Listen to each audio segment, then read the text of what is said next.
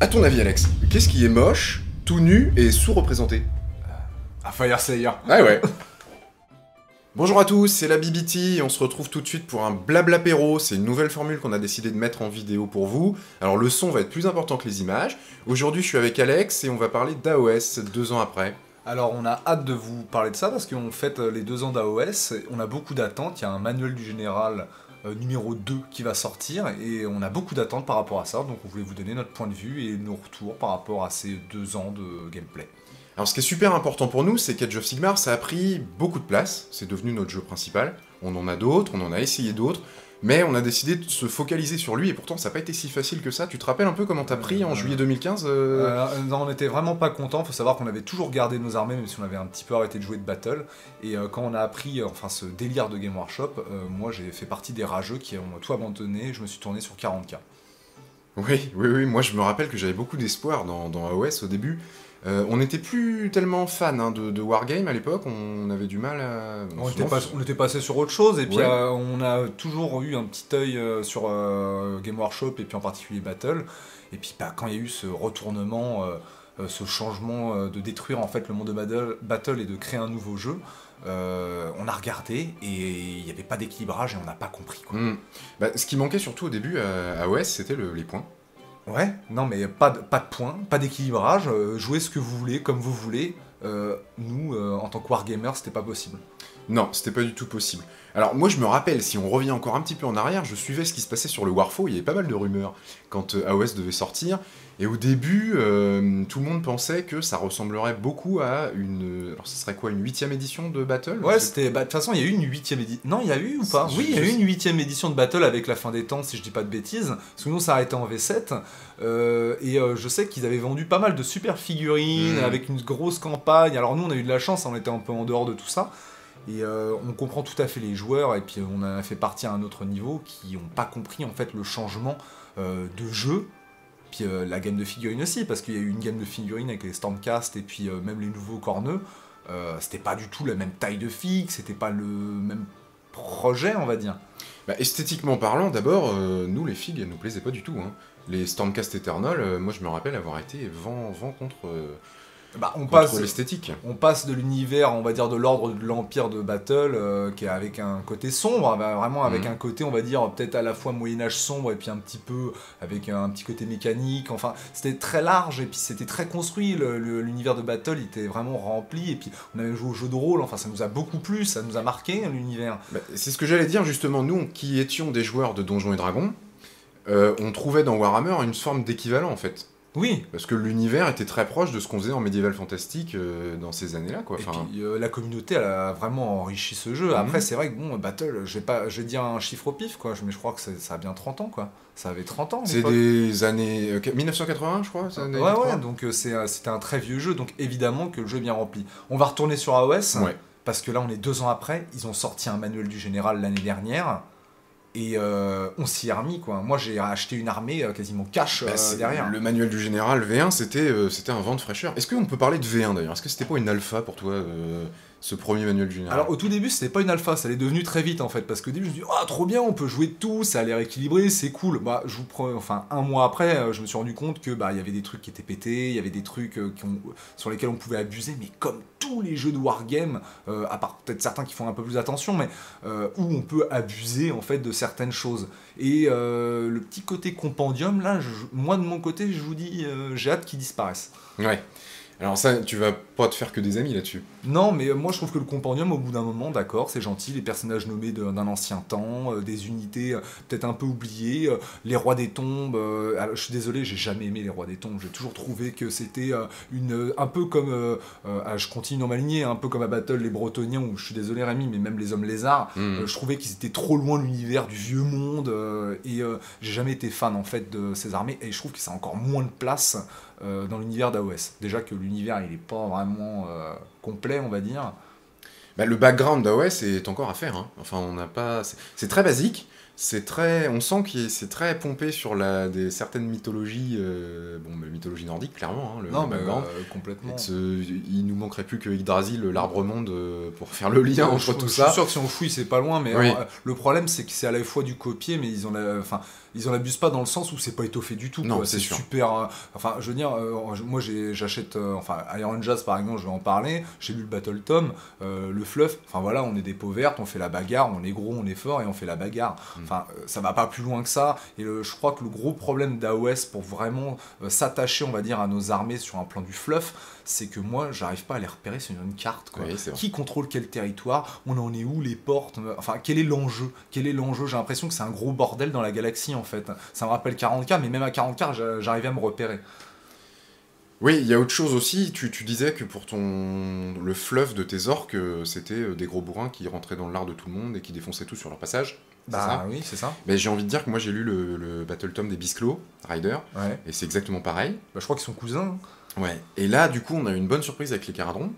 Alors, on commence avec... On peut en parler, c'est les derniers qui sont sortis. Alors, pour moi, les Caradrons, là, ils ont, que ce soit au niveau fluff ou design des figurines, là, il y a eu un changement et une avancée incroyable. Même en termes de règles, hein, en termes de gameplay, avec le système de transport de troupes.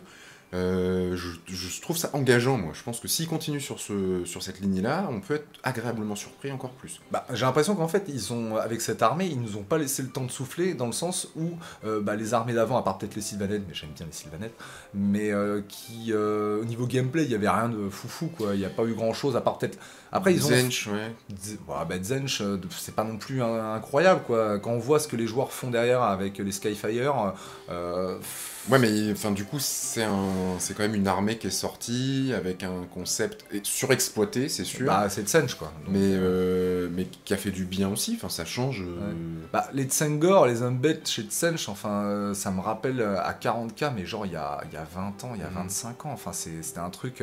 Bon, c'est pas pareil, hein, c'est pas la même chose, mais voilà, c'est pas une surprise, quoi, que ça apparaisse. Puis le design, moi je m'attendais à ça franchement, et s'il y a des joueurs qui ont été déçus par la sortie de Tsench, je suis désolé pour eux, mais moi j'imaginais totalement ça, quoi, en fait. Il reste sur le concept des disques volants. Voilà, on bleu, fait de la magie, c'est bleu, on a des jupettes, enfin moi je les vois comme ça. Mais pour les Caradrons, c'est vrai que c'est intéressant parce que le design là, on fait un peu un bond, donc c'est vrai que c'est rigolo parce que je pense que sur un champ de bataille, ça doit vraiment faire bizarre, quoi, de voir ces gros vaisseaux contre, je veux dire par exemple les Iron Jazz. Alors il y en a certains, ils diront ouais, t'as raison Alex. Mais attends, à Battle, quand t'avais les nains avec leurs arquebuses et puis tout le tintamarre et puis qui combattaient les rois des tombes ou la Bretonnie ou les hommes lézards, il y avait quand même aussi une différence assez incroyable. Technologique, ouais, une forme de distorsion du temps ou d'anachronisme presque, on pourrait dire. Ouais, mais ce qui est vrai que ça prenait sens à Battle parce qu'on était sur une carte du monde, alors que là, on sait pas trop, donc c'est vrai que c'est un petit peu compliqué. Du coup, bon, la prochaine grosse sortie que nous on attend, c'est évidemment le manuel V2, le manuel du général V2. Bah oui, parce que là on est un peu bloqué, quoi. Qu'est-ce qui nous ferait plaisir à la BBT dans ce manuel V2 à ton avis? D'avoir autant de contenu que dans les livres des règles de battle. Non, on va arrêter la provoque. Mais non, mais j'attends vraiment, moi j'attends plus d'arbres de compétences, j'aimerais avoir des objets que je puisse acheter avec des points, j'aimerais avoir plus de sorts, que la magie ait plus d'importance. Ils mettent en avant les dieux, mais moi les dieux, sur le plan du gameplay, à part ceux pour lesquels, et encore même pas, quoi, ça transpire pas. Il y a pas longtemps j'ai acheté le manuel V2 Standcast, et là il y a un peu plus de bonnes idées, étoffez-le pour toutes les armées. Je vais continuer aussi, qu'est-ce que j'attends? J'attends du fluff, mais du vrai fluff, d'avoir de l'enjeu au niveau roleplay. Et je vais te laisser un peu parler parce que sinon je vais continuer encore longtemps. Mais tu peux, on en a déjà un petit peu discuté tout à l'heure. Moi c'est vrai que le compendium, j'aimerais le voir disparaître parce que c'est un nouveau jeu et il faudrait qu'il passe, enfin il ait sa base à lui, son socle à lui. Et le compendium le replonge en fait dans Warhammer, nous force nous-mêmes à regarder si ça rentre bien dans la liste d'armées, quoi, et ça c'est dommage. Et il y a un petit côté aussi abusé, non pas abusé, mais trop fort du compendium quelque part. Si vous utilisez le compendium et puis du Forge World, je vous dis, il y a 2-3 combos qui sont plutôt intéressants, quoi. Mais le problème c'est que ça met toujours en avant certaines armées, quoi, qui sont des armées, quand on regarde les figurines, quasiment toutes issues du monde de Battle, et pas de la première génération non plus, donc au bout d'un moment, moi je veux plus ça pour un nouveau jeu. Ce que j'aimerais aussi, c'est un peu ce qu'ils ont fait à 40KV8 en ce moment, mais qui existait aussi avant, c'est des cartes d'événements, des cartes de stratégie. Pour, on va dire, quand on joue entre potes, on aime bien un peu diversifier on va dire, les batailles, quoi. Ouais, parce que là, justement, moi, ce que j'aimerais bien aussi, c'est un peu plus de scénario. Ah bah Parce oui. qu'on n'a que 6 scénarios pour les parties à jeu égal. C'est pas beaucoup, on tourne un peu en rond, mine de rien. Oui, on sait qu'on en a qui sont fournis par la communauté, mais nous, on est si on est chez Game Workshop, c'est qu'on aime bien acheter Game Workshop. Donc ça veut dire que si on voulait faire que du communautaire, on irait chez des personnes qui s'accrochent via le 9e âge, et ça nous intéresse pas, quoi. J'ai fait de la provoque, là. J'ai fait de la provoque. C'est pas la première fois en plus, je crois. C'est vrai. Non, mais écoutez, je m'y intéresse beaucoup, mais c'est vrai que... Enfin, j'ai fait mon deuil, moi. Ouais, je pense. Donc, Alors, on en reparlera, on en reparlera. si on reste sur le gameplay aussi, et qu'on s'attache à ce qu'on voudrait dans le manuel du Général V2, moi, je pense qu'il faudrait que toutes ces règles, elles soient simplifiées, enfin pas simplifiées, mais explicitées clairement. C'est déjà très simple, hein, Et, quand même. et regroupées dans ce manuel. Parce qu'aujourd'hui, on se retrouve à devoir aller chercher des règles dans plusieurs supports. On a les 4 pages de règles qu'on retrouve un peu partout. Ouais. Des règles qui sont dans le manuel du général. Des fois, il faut qu'on aille voir les FAQ, les errata, pour que ce soit mieux explicité. Il faut qu'on se renseigne sur les forums pour voir ce que tout le monde en pense. Et donc, ça serait sympa, en fait, que Game Workshop nous ponde des règles qui soient pas indiscutables. Je pense pas que ce soit possible, mais au moins claires et précises. Bah, le problème, là je rebondis juste sur les forums. Alors c'est toujours intéressant d'aller sur les forums pour vous renseigner exactement si la règle est bonne ou pas, mais ça veut pas dire que la majorité qui crie le plus fort a raison. Parce que de temps en temps, faut pas oublier que c'est un jeu de bataille de figurines et faut avoir une lecture, on va dire, correcte, quoi. C'est pas parce qu'il y a un mot qui a changé dans tel paragraphe qu'on peut en abuser. Il y a tout un débat sur l'invocation, la C'est là où je voulais en régénération, venir. tout ce tintamarre-là. Moi j'aimerais vraiment en effet qu'il clarifie parce qu'il y a des joueurs, mais je les comprends, ils ont des armées complètes, et ils veulent pas perdre un avantage. Moi je trouve que c'est un petit peu moyen, quoi. Mais du coup, si on reste sur ce principe d'invocation, ce qu'il faudrait changer, c'est non plus la règle, qui est pour le coup explicite dans le manuel général. Ah, mais tu peux pas changer la mentalité des joueurs. Non, c'est pas la mentalité, il faudrait changer les War Scrolls. Et Parce ça c'est pas besoin d'attendre un manuel V2 pour le faire. Bah, oui, mais est-ce que Game Workshop se lancera là-dedans un jour en disant je clarifie ce point de règle en changeant tous les War Scrolls, en les rendant uniformes? Je pense pas pour le moment parce que les ghouls faut les vendre, quoi. C'est quand même des figurines pas top, moi je trouve, donc continuez de les acheter, les gars. Du coup, tu m'as coupé dans mon truc. Bah, tout ça pour dire qu'on a beaucoup d'attentes par rapport à ce jeu, qu'on pourrait vous en parler encore 1000 ans, mais ce qu'il y a, c'est qu'on va broder autour d'un peu d'un rien, quoi, parce que sur le plan du fluff, on n'a pas grand chose. Nous, le gameplay nous intéresse parce que c'est à la fois simplifié, puis il y a quand même un aspect stratégique. Très. On a des attentes de sortie d'armée, et à la fois, je pense qu'il faut pas non plus trop attendre des sorties d'armée. Le jeu peut avancer sans les elfes, les gars. Les elfes vont arriver à un moment, mais faut pas non plus se dire, il faut attendre qu'ils sortent absolument tout. C'est quoi tout? Le monde de Battle, au début, il n'y avait pas grand-chose. Je vous rappelle que les royaumes ogres, ils sont sortis vers la fin, enfin pas à la fin de Battle, mais nous, on a connu ça sur la fin quand on jouait, quoi. Ouais, après l'an 2000. Ouais. Donc, il y a eu plein de choses avant. Donc, faut pas non plus attendre que tout sorte, et peut-être qu'il y a des choses qui ne sortiront pas, parce que ça ne fait plus partie du monde de Age of Sigmar. Ouais. Une petite clarification que je voudrais apporter, parce qu'on nous pose pas mal la question dans les commentaires. Les points, le système de points et de parties à jeu égal est disponible dans ce fameux manuel du général. Mais vous pouvez aussi aller sur le site de Game Workshop, vous avez un onglet Warhammer Community en haut à droite, et ensuite en haut à gauche, le War Scroll Builder. Et sur ce War Scroll Builder, vous allez avoir finalement tous les points, tous les coups en points, il suffit d'ajouter à sa liste une unité pour savoir combien elle coûte. Et puis tout en bas de votre liste d'armées, vous avez le nombre de battle line, le nombre de behemoths, de héros et tout. Donc si vous vous intéressez aux parties de jeu égal de AOS, ne nous posez plus la question en commentaire. Ce coup-ci, c'est clair, vous allez sur le War Scroll Builder parce que je vous déconseille fortement d'acheter un manuel du général aujourd'hui, quoi. Sachant que d'ici quelques semaines, il y a la V2 qui va sortir. On espère, hein, peut-être qu'avec la V8 de 40K, ils vont nous le repousser à l'année prochaine, mais je ne pense pas.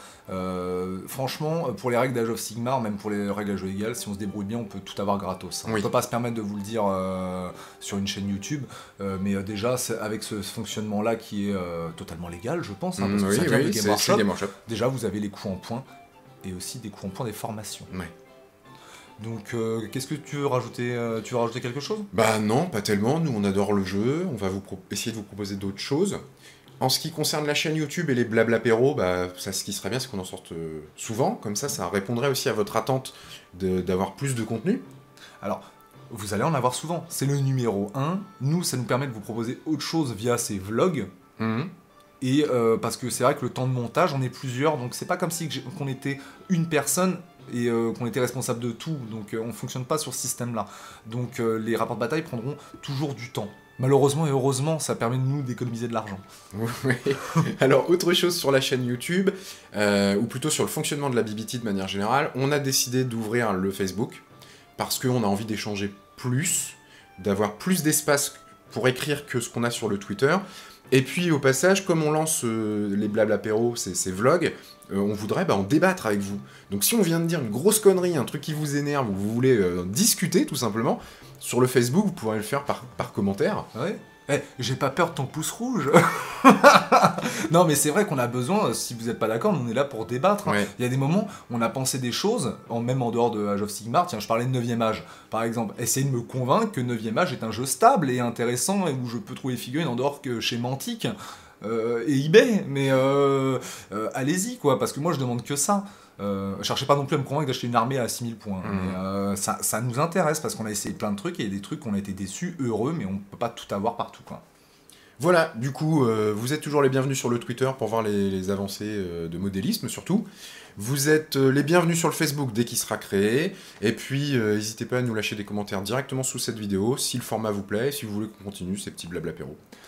Sur ce, on vous remercie, c'était le Blablapéro numéro 1. C'est ça. Et pourquoi ça s'appelle Blablapéro ? Bah parce qu'on parle et puis à côté on a un peu d'apéro, quoi. Ouais, c'est ça. Donc, à la vôtre. À la vôtre, allez, au revoir.